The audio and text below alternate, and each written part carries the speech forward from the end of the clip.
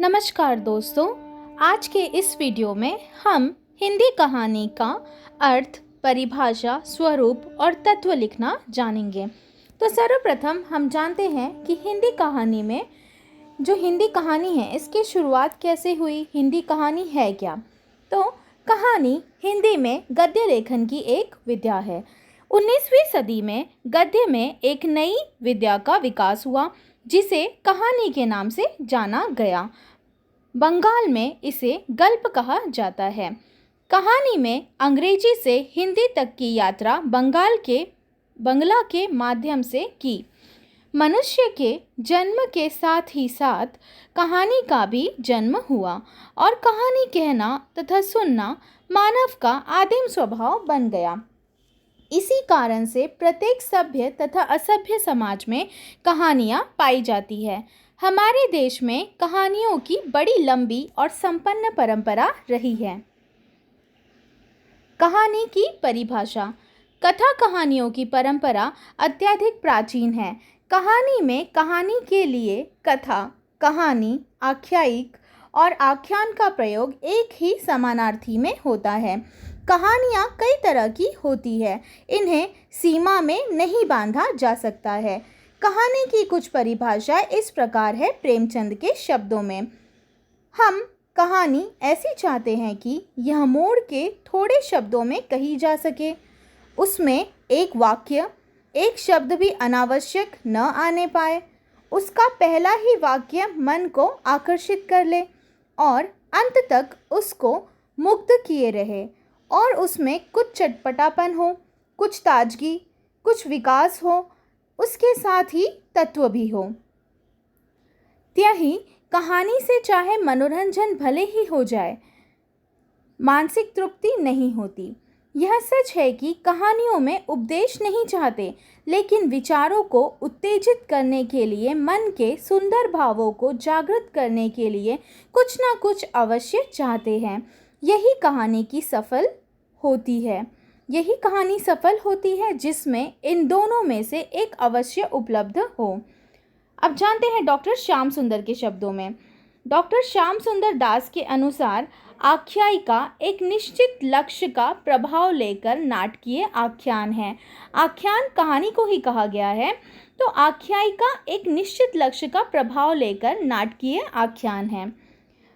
बाबू गुलाब राय के शब्दों में, छोटी कहानी एक स्वतः पूर्ण रचना है जिसमें एक तथ्य या प्रभाव को अग्रसर करने वाली व्यक्ति केंद्रित घटना या घटनाओं के आवश्यक परंतु कुछ न कुछ अप्रत्याशित ढंग से उत्थान पतन और मोड़ के साथ पात्रों के चरित्र पर प्रकाश डालने वाला कौतूहलपूर्ण वर्णन है। तीसरा, मुंशी प्रेमचंद। मुंशी प्रेमचंद के अनुसार इसकी परिभाषा है, कहानी का उद्देश्य संपूर्ण मनुष्य को चित्रित करना नहीं है, वरन उसके चरित्र का एक अंग दिखाना है। वर्तमान आख्यायिक मनोवैज्ञानिक विश्लेषण और जीवन के यथार्थ और स्वाभाविक चित्रण को अपना ध्येय समझती है। विनोद शंकर व्यास जी के अनुसार आधुनिक कहानी का ध्येय है मनुष्य के मनोरहस्यों का उद्घाटन करना, उनके अनियंत्रित और अप्रासंगिक भावुकता के प्रदर्शन का अवकाश नहीं। यह कहानी सफल समझी जाती है जिसमें कहानी लेखक निर्लिप्त भाव से एक ऐसी दुनिया की सृष्टि करे जो दार्शनिक जगत से परे न हो। कहानी में इतनी शक्ति होनी चाहिए कि पाठक थोड़ी देर के लिए सब कुछ भूलकर उसके पात्रों की भावनाओं के साथ बहने लगे। डॉक्टर श्री कृष्ण लाल के अनुसार आधुनिक कहानी साहित्य का एक विकसित कलात्मक रूप है जिसमें लेखक कलात्मक शक्ति के सहारे कम से कम पात्रों और चरित्रों के द्वारा कम से कम घटनाओं और प्रसंगों की सहायता से मनोवांछित कथानक, चरित्र, वातावरण, दृश्य अथवा प्रभाव की सृष्टि करता है। एडगर एलन पो के अनुसार छोटी कहानी एक ऐसा आख्यान है जो इतना छोटा है कि एक बैठक में पढ़ा जा सके और जो पाठक पर एक ही प्रभाव उत्पन्न करने के उद्देश्य से लिखा गया हो। उसमें ऐसी सब बातों का बहिष्कार कर दिया जाता है जो उस प्रभाव को अग्रसर करने में सहायक न हो। वह स्वतः पूर्ण होती है। सर ह्यूम वाल पॉल के अनुसार कहानी कहानी होनी चाहिए, अर्थात उसमें पठित होने वाली वस्तुओं का लेखा जोखा होना चाहिए, घटना और आकस्मिकता से उसे पूर्ण होना चाहिए। उसमें श्री प्रगति के साथ अप्रत्याशित विकास हो जो कौतूहल द्वारा चरम बिंदु और संतोषजनक अंत तक ले जाए। H.G. वेल्स के अनुसार कहानी एक ऐसा कथात्मक वृत्त है जो 1 घंटे के भीतर पढ़ा जा सके और आनंद प्रदान करे। कहानी में भय, सुंदर या विस्मयकारी किसी प्रकार का भी आख्यान हो सकता है, परंतु उसके पठन में 15 मिनट से 50 मिनट का ही समय लगना चाहिए। साहित्य के मर्मस्पर्शी और भावात्मक स्वरूप में कहानी ही सर्वाधिक संतोषप्रद विधा है। हम देखते हैं कि कहानी एक वर्णनात्मक गद्य रचना है। इसको पढ़ने के पश्चात पाठक के हृदय में एक छाप पड़ती है। कहानी का उद्देश्य पाठक के हृदय में संवेदना उत्पन्न करना है, इसलिए उसमें प्रभावोत्पादक प्रेरणा का होना अनिवार्य है। इस प्रकार कहानी की परिभाषा निश्चित करना चाहे ठीक हो, किंतु उसके स्वरूप को समझना अत्यंत कठिन नहीं है। मनोविज्ञान की ओर बढ़ती हुई प्रवृत्ति और वर्तमान युग के उलझे हुए प्रश्नों ने कहानी को एक महत्वपूर्ण अभिव्यक्ति का साधना बना दिया है। इस साधन के अनुसार निर्णय के लिए आवश्यक है कि हम साहित्य के अन्य अंगों के साथ साथ इसे रखकर इसको अलग से पहचानने का प्रयत्न करें। कहानी का जन्म प्रथम क्या के रूप में हुआ, अतः उपन्यासों व कहानियों में बहुत सी समानताएं हैं। तब क्या हम इसे छोटा उपन्यास कह सकते हैं? नहीं। बाबू गुलाब राय जी के शब्दों में मेंढक को छोटा बैल नहीं कहा जा सकता। अब हम जानते हैं हिंदी कहानी का उपन्यास। तो हिंदी कहानी का उपन्यास कथा सम्राट प्रेमचंद्र को केंद्र बिंदु मानकर हिंदी कहानी की विकास यात्रा को 4 भागों में विभक्त किया गया है। पहला, प्रेमचंद पूर्व हिंदी कहानी। दूसरा, प्रेमचंद युगीन हिंदी कहानी। तीसरा, प्रेमचंदोत्तर हिंदी कहानी। और चौथा, नई कहानी। पांचवा भी है समकालीन हिंदी कहानी। तो हम जानते हैं प्रेमचंद पूर्व हिंदी कहानी के बारे में।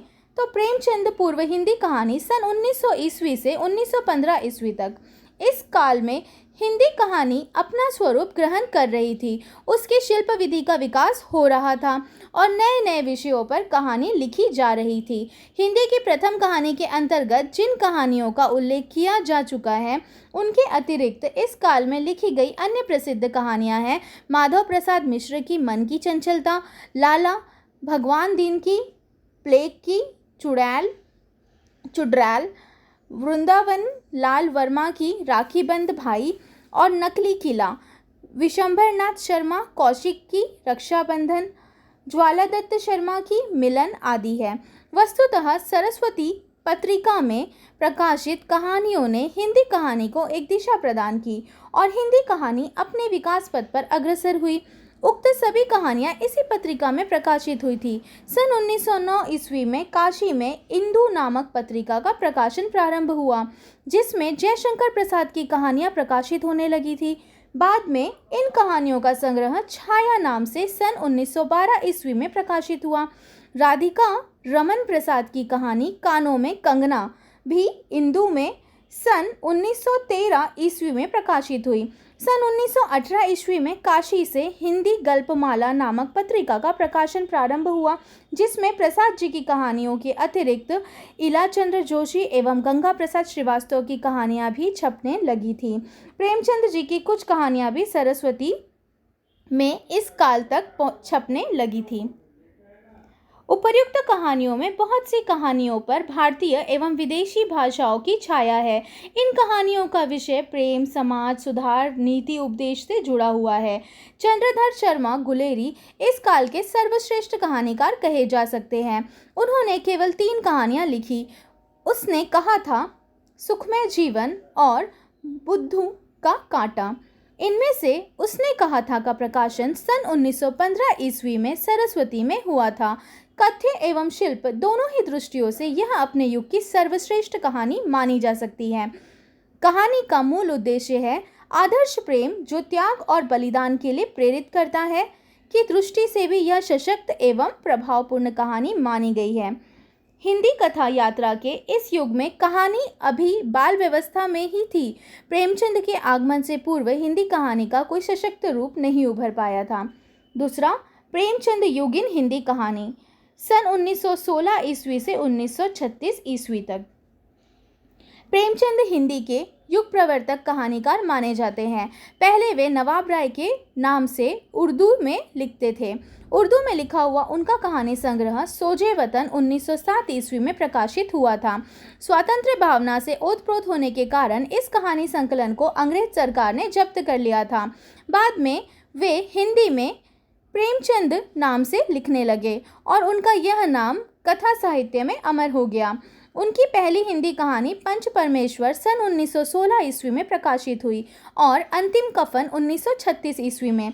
मुंशी प्रेमचंद ने अपने जीवन काल में लगभग 300 कहानियों की रचना की, जो मानसरोवर के 8 खंडों में प्रकाशित हुई है। प्रेमचंद की कहानियों में विषय वैविध्य दिखाई पड़ता है। किसी अन्य कथाकार ने अपने जीवन के इतने व्यापक फलक को अपनी कहानियों में नहीं समेटा जितना प्रेमचंद ने। उनकी कहानियाँ अपने परिवेश से, अपने आसपास के जीवन से जुड़ी हुई है। उनकी अधिकांश कहानियों का विषय ग्रामीण जीवन से लिया गया है, किंतु नई कहानियाँ कस्बे की जिंदगी या स्कूल कॉलेज से भी जुड़ी हुई है। उनकी कहानियों के पात्र हर वर्ग, धर्म, जाति के हैं। कोई हिंदू है तो कोई मुसलमान, कोई किसान है तो कोई विद्यार्थी। अपनी कहानियों में उन्होंने विविध समस्याओं को भी उठाया है। जमींदारों के द्वारा किसानों के शोषण की समस्या, सूदखोरों के शोषण से पीसते ग्रामीणों की समस्या, छुआछूत की समस्या, रूढ़ि एवं अंधविश्वास, संयुक्त परिवार की समस्या, भ्रष्टाचार एवं व्यक्तिगत जीवन की समस्याएं आदि। प्रेमचंद की प्रारंभिक कहानियों में आदर्श का पुट दिया गया है। पंच परमेश्वर, आत्माराम, ईदगाह, नमक का दरोगा आदि कहानियों का मूल उद्देश्य है। सच्चे का बोलबाला और झूठे का मुंह काला, जबकि परवर्ती कहानियाँ पूस की रात और कफन तक आते आते उनका दृष्टिकोण परिवर्तित हो गया। अब वे जीवन के यथार्थ से जुड़ गए हैं। स्पष्ट है कि उनकी पहले वाली कहानियाँ आदर्शवादी है और बाद में लिखी गई यथार्थवादी कहानियाँ हैं। प्रेमचंद का कथा शिल्प भी उत्तरोत्तर विकास पथ पर अग्रसर रहा। प्रारंभिक कहानियों में इतिवृत्तात्मकता अधिक है तथा चरित्र चित्रण की मनोवैज्ञानिकता के स्थान पर व्यक्ति के आचरण का वर्णन अधिक किया गया है। पंच परमेश्वर इसी कोटि की कहानी है। सन 1930 के बाद भी कहानियों में कथानक छोटे एवं संश्लिष्ट होते गए। नए कहानी तथा कहानी की मूल संवेदना को उभरने वाली 2-3 घटनाओं पर ही बल दिया जाने लगा। कहानियों के पात्रों का चरित्रांकन मनोविश्लेषणात्मक पद्धति पर किया जाने लगा और कहानी को चरम सीमा तक द्वंद्व एवं समस्या माध्यम से पहुंचाया गया। शतरंज के खिलाड़ी इसी प्रकार की कहानी है। इससे पूर्व की कहानियाँ प्रभाव की दृष्टि से कमजोर ही कही जाएगी। प्रेमचंद का आदर्शवादी दृष्टिकोण परंपरागत मूल्यों में आस्था और अंधविश्वास परवर्ती कहानियों में नहीं दिखाई पड़ता। सन 1930 से लेकर 1936 ईस्वी तक का कालखंड प्रेमचंद की कहानी कला का उत्कर्ष काल है। इस काल की कहानियों में मनोवैज्ञानिक विश्लेषण एवं जीवन के यथार्थ का चित्रण किया गया है। इन कहानियों में कथानक और घटनाओं को उतना महत्व नहीं दिया गया जितना कहानी के मूल संवेदना को पाठकों तक पहुंचाने की ओर ध्यान दिया गया। कफन और पूस की रात इस वर्ग की कहानियां हैं। इसमें सच्चाई को नग्न रूप में उजागर किया गया है। हिंदी की आधुनिक कहानियों को ऐसी कहानियों से बहुत कुछ दाय के रूप में प्राप्त हुआ है, इसे स्वीकार करना ही पड़ेगा। पंच परमेश्वर, बूढ़ी काकी, परीक्षा, सवा सेर गेहूँ, आत्माराम, सुजान भगत, शतरंज के खिलाड़ी, बड़े भाई साहब, नशा, ठाकुर का कुआं, ईदगाह, पूस की रात और कफन आदि प्रेमचंद की प्रमुख कहानियां हैं। प्रेमचंद युग के अन्य कहानीकारों में पंडित विशंभरनाथ शर्मा, कौशिक, सुदर्शन, जयशंकर प्रसाद, चतुरसेन शास्त्री, राय कृष्णदास, पांडेय, बेचन शर्मा, उग्र, भगवती प्रसाद वाजपेयी, जैनेन्द्र, अज्ञेय, इलाचंद्र जोशी, यशपाल आदि हैं। कौशिक जी की प्रथम कहानी रक्षाबंधन सन 1912 में ही प्रकाशित हुई थी। उन्होंने लगभग 200 कहानियाँ लिखी है जो गल्प मंदिर, चित्रशाला, प्रेम प्रतिमा, मणिमाला और कल्लोल संग्रह में संकलित है। उनकी कहानियों का विषय प्रायः सामाजिक समस्याओं जैसे दहेज प्रथा, पर्दा प्रथा, बाल विवाह एवं अंधविश्वास आदि से जुड़ा हुआ है। ताई, रक्षाबंधन, विधवा, कर्तव्य बल, विद्रोही, पतित पावन आदि उनकी प्रसिद्ध कहानियां हैं। सुदर्शन ने अपनी कहानियों का विषय जीवन की ज्वलंत समस्याओं को बनाया है। सुदर्शन सुधा, सुदर्शन सुमन, पुष्पलता, सुप्रभात, तीर्थयात्रा, गल्प मंजरी, परिवर्तन, पनघट आदि उनके कहानी संग्रह है। हार की जीत, कवि की स्त्री, प्रेम तरु, दो मित्र, एथेंस का सत्यार्थी, पत्थरों का सौदाग और कमल की बेटी आदि इनकी प्रसिद्ध एवं चर्चित कहानियां हैं। इनकी कहानियों में सुधारवादी दृष्टिकोण के साथ साथ अंतर्द्वैत की प्रधानता है। प्रेमचंद युग के एक प्रतिभाशाली कथाकार के रूप में जयशंकर प्रसाद का नाम लिया जाता है। इनके 5 कहानी संग्रह प्रकाशित हुए। छाया, प्रतिध्वनि, आकाशदीप, आंधी और इंद्रजाल कुल मिलाकर 69 कहानियां हैं। उनकी कहानियों में अनुभूति की तीव्रता, काव्यात्मकता, प्रेम चित्रण, प्रकृति निरूपण एवं कल्पना की प्रचुरता विद्यमान है। उनकी कुछ कहानियों में ऐतिहासिक देश, काल एवं वातावरण की सफल प्रस्तुति की गई है। अतीत गौरव, स्वप्नल भावुकता एवं कल्पना की ऊंची उड़ान उनकी कहानियों की विशेषता मानी जा सकती है। प्रेम, करुणा, त्याग, बलिदान इनकी कहानियों के विषय हैं। उन्होंने उच्च कोटि के नारी चरित्र अपनी कहानियों में प्रस्तुत किए हैं जो अपने निश्चल प्रेम, बलिदान और त्याग से पाठकों पर अमिट छाप छोड़ते हैं। पुरस्कार, इंद्रजाल, आकाशदीप, ममता, प्रतिध्वनि, आंधी, साल्वती आदि प्रसाद की महत्वपूर्ण कहानियां हैं। आचार्य चतुर सेन शास्त्री ने ऐतिहासिक विषयों पर मार्मिक कहानियों की रचना की। अम्बपालिका, भिक्षुराज, सिंहगढ़, विजय, पन्नाधाय, रूडी, रानी, दे खुदा की राह पर आदि उनकी प्रमुख कहानियां हैं। राय कृष्णदास भी राम प्रसाद परंपरा के कहानी लेखक हैं। उनकी कहानियों में कवित्व पूर्ण वातावरण और नाटकीयता विद्यमान है। अतः पूर्व का प्रारंभ में इन तत्वों को देखा जा सकता है। उपेंद्रनाथ अश्क ने मध्यम वर्गीय जीवन से अपनी कहानियों के विषय चुने हैं।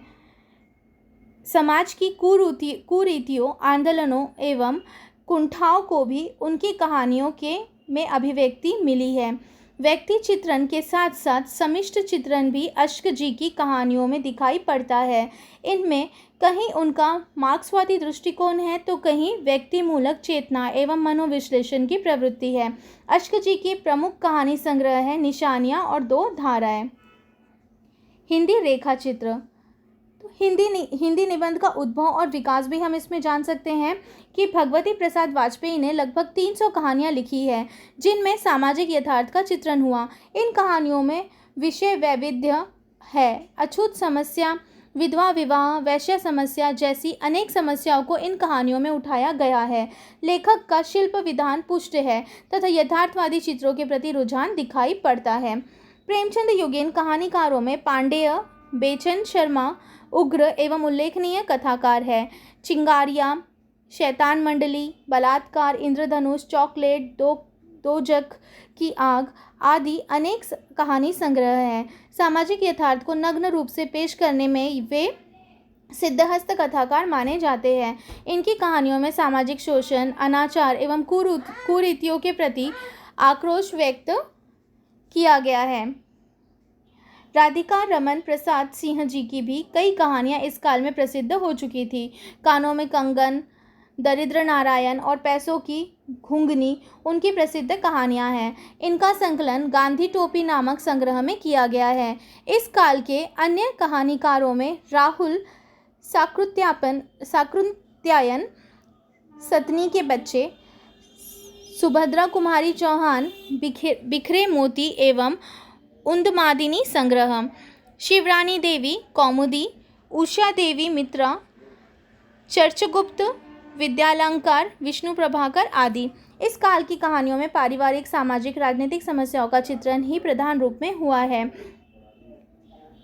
व्यक्ति चरित्र एवं नारी को इस काल में प्रमुखता दी जाने लगी थी तथा शैली एवं शिल्प की दृष्टि से कहानी प्रौढ़ता प्राप्त कर रही थी। भाषा की दृष्टि से भी इस काल की कहानियाँ उल्लेखनीय हैं। प्रेमचंद की भाषा में सपाट बयानी, सादगी, लोकोक्तियाँ एवं मुहावरों का सही प्रयोग तथा पात्रानुकूल जैसे गुण विद्यमान हैं। वहीं प्रसाद जी की भाषा में काव्यात्मकता एवं लाक्षणिकता का पुट दिखाई पड़ता है। तो प्रेमचंदोत्तर हिंदी कहानी। अब हम जानेंगे कि प्रेमचंदोत्तर हिंदी कहानियों में किस चीज़ों का विश्लेषण है। जैसे सन 1936 से सन 1950 ईस्वी तक का समय ये प्रेमचंदोत्तर हिंदी कहानी के माना जाता है। तो सन 1936 से 1950 ईस्वी तक का समय हिंदी कथा जगत में प्रेमचंदोत्तर कहानी काल के रूप में जाना जाता है। प्रेमचंदोत्तर कहानी किसी एक दिशा की ओर अग्रसर नहीं हुई, अपितु विविध दिशाओं में उसका विकास हुआ। कहानी इस काल की केंद्रीय विधा रही है, अतः उसने जीवन और जगत के विविध पक्षों को अपनी परिधि में समेटने का प्रयास किया। इस काल में एक और तो प्रगतिवादी विचारधारा से अनुप्राणित कहानीकारों ने प्रगतिवादी कहानियाँ लिखी, तो दूसरी ओर मनोविश्लेषण परक कहानीकारकों ने ऐसे विषयों पर कहानियाँ लिखी जिसमें व्यक्ति मन की आंतरिक परतों को खोलकर देखा गया है। प्रगतिवादी कथाकारों में सर्वप्रमुख है यशपाल, जिन्होंने मार्क्सवादी चेतना से अनुप्राणित होकर अनेक कहानियों की रचना की। वर्ग संघर्ष, शोषण, सामाजिक एवं नैतिक रूढ़ियों पर आक्रोश उनकी कहानियों के विषय रहे हैं। पिंजड़े की उड़ान, फूलों का कुर्ता, तर्क का तूफान एवं चक्कर क्लब आदि यशपाल के प्रमुख कहानी संग्रह हैं। यशपाल जी के कथा शिल्प पर टिप्पणी करते हुए डॉक्टर भगवत स्वरूप मिश्र ने लिखा है, कथा शिल्प और कथ्य की दृष्टि से यशपाल जी प्रेमचंद के बहुत नज़दीक है, पर वे अपनी कहानी को प्रेमचंद की तरह समस्या का समाधान देने वाले किसी आदर्श बिंदु पर नहीं पहुंचाते, अपितु यथार्थ की कठोरता के तीखे व्यंग का बोध भर करा देते हैं। रांगेय, राघव, नागार्जुन, अमृत राय, मन्मथनाथ गुप्त इसी परंपरा के अन्य कलाकार हैं। मनोविश्लेषणवादी कहानी लेखकों में अज्ञेय, इलाचंद्र जोशी एवं जैनेन्द्र के नाम उल्लेखनीय हैं। अज्ञेय ने व्यक्ति के परिवेश और संघर्ष को अपनी कहानियों में उकेरा है। उनकी कहानियों में मनोविश्लेषण के साथ साथ परिकात्मकता एवं बौद्धिकता का प्रभाव भी है। अज्ञेय ने कहानी को बौद्धिक एवं वैचारिक आधार प्रदान किए तथा प्रतीकों एवं बिंबों के प्रयोग में वृद्धि की। रोज, खितीन बाबू, पुलिस की सीटी, हजामत का साबुन, कोठरी की बात, गैग्रीन पठार का धीरज आदि इनकी महत्वपूर्ण कहानियाँ और विपथगा, परंपरा, शरणार्थी, कोठरी की बात, जयदोल, अमरबल लरी और ये तेरे प्रतिरूप आदि कहानी संग्रह है। जैनेन्द्र की कहानियों में मनोवैज्ञानिक के दर्शन होते हैं। मानवीय दुर्बलताओं का यथार्थ चित्रण जैनेन्द्र की कहानियों में प्रमुखता से हुआ है। वे प्रसाद की भांति आदर्श पात्रों को जन्म नहीं देते, अपितु यथार्थ धरातल में उठाए हुए पात्रों को अपनी कहानी का विषय मानते हैं। उनके पात्र अपने आस पड़ोस में उठाए हुए मानव चरित्र हैं। जैनेन्द्र जी की कहानियों का शिल्प भी अलग है, क्योंकि कहानी की मूल संवेदना अपनी उष्णता के साथ उनमें अंत तक व्याप्त रहती है। जानवी, पत्नी, मास्टर साहब, ध्रुव यात्रा, ग्रामोफोन का रिकॉर्ड, पानवाला आदि उनकी प्रसिद्ध कहानियाँ हैं। मनोविश्लेषणवादी परंपरा के ही कहानीकार है इलाचंद्र जोशी। इनकी कहानियाँ मनोविज्ञान की दृष्टि से केस हिस्ट्री सी प्रतीत होती है। जोशी जी की कहानियों में दमित काम वासना, अहम, कुंठा का चित्रण किया गया है तथा इसमें घटनाओं की अपेक्षा चरित्र पर विशेष बल दिया गया है। रोगी, मिस्त्री, परित्यक्ता, चौथे विवाह की पत्नी, प्रेतात्मा आदि इनके प्रमुख कहानियाँ तथा खंडहर की आत्माएं, डायरी के नीरस पृष्ठ, आहुति और दिवाली आदि कहानी संग्रह है। प्रेमचंदोत्तर युग के अन्य कहानीकारों में चंद्रगुप्त, विद्यालंकार, रमाप्रसाद पहाड़ी, देवी दयाल चतुर्वेदी, भगवती चरण वर्मा, जानकी वल्लभ शास्त्री, राम वृक्ष पेनीपुरी, विष्णु प्रभाकर, राधा कृष्ण प्रभाकर, प्रभाकर राधाकृष्ण, प्रभाकर माचवे, श्री राम शर्मा आदि हैं। प्रभाकर माचवे ने द्वितीय विश्व युद्ध से संबंधित घटनाओं और कहानियाँ लिखकर संगीनों का साया संकलन तैयार किया। पंडित श्री राम शर्मा ने शिकार कथाओं का श्री गणेश किया, किंतु उनकी शिकार कथाएं वास्तविक घटना पर आधारित होने के कारण रिपोर्टाज के अधिक निकट है।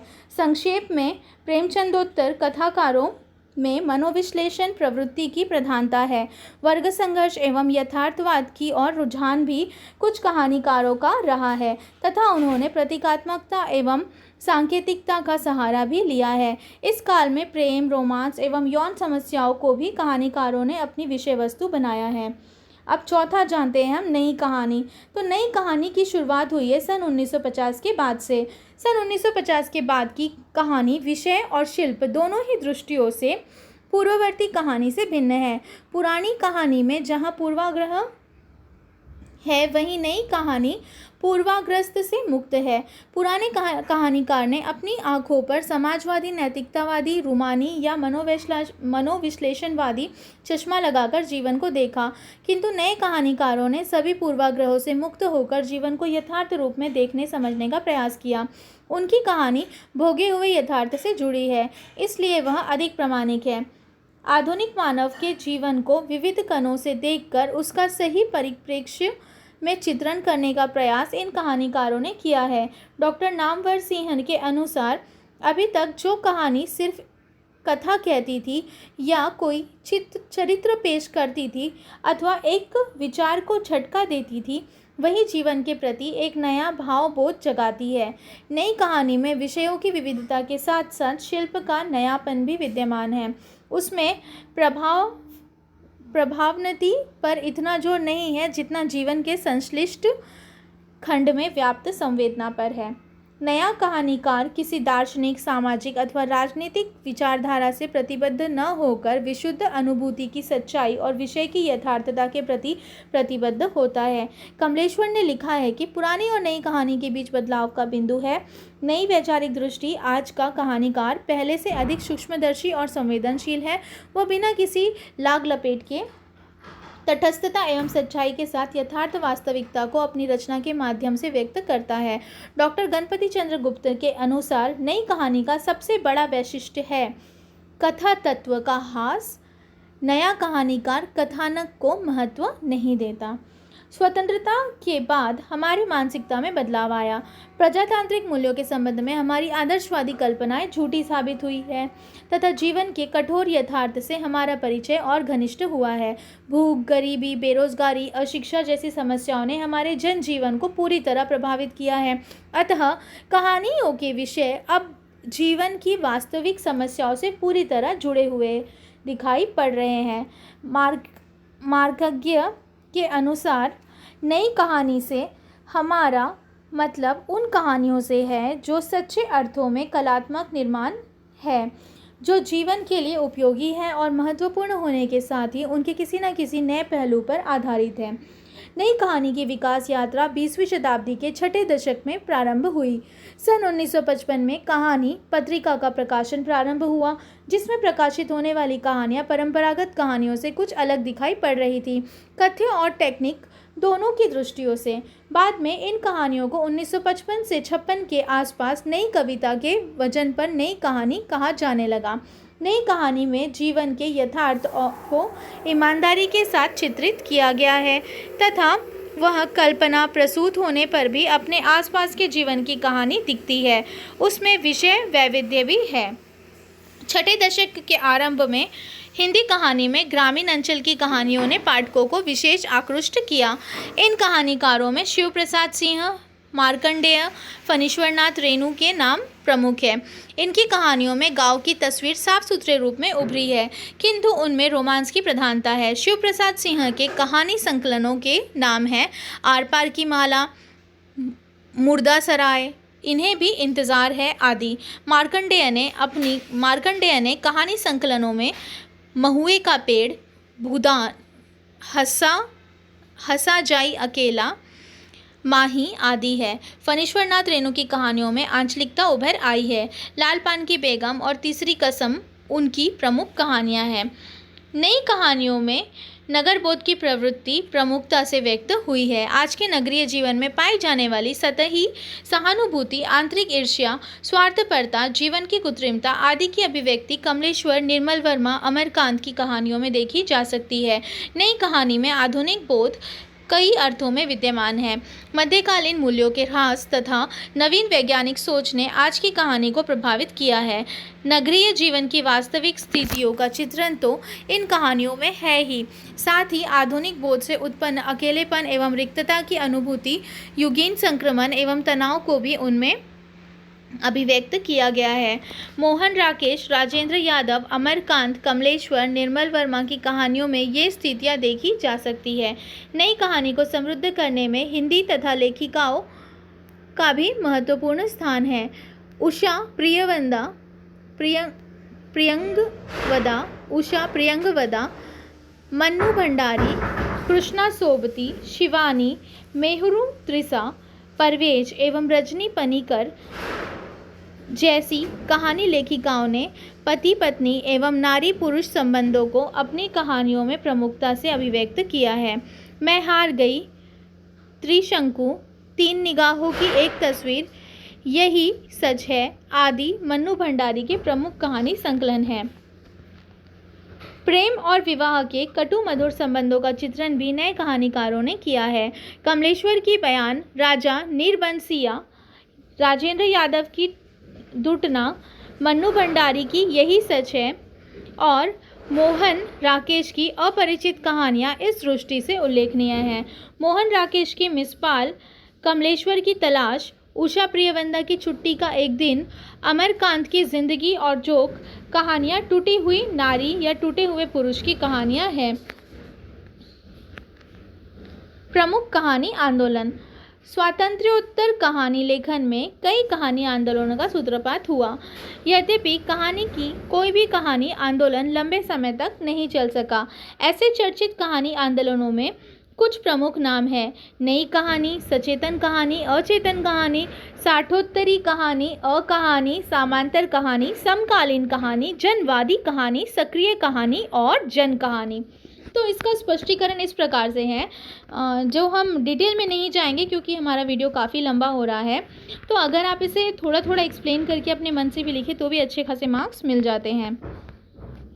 इस आंदोलन के सूत्रपात अभी हम जानेंगे कि कहानी के तत्व क्या कौन कौन से हैं। तो कहानी के मुख्य रूप से तत्व है, देखिए, पहला है कथा वस्तु।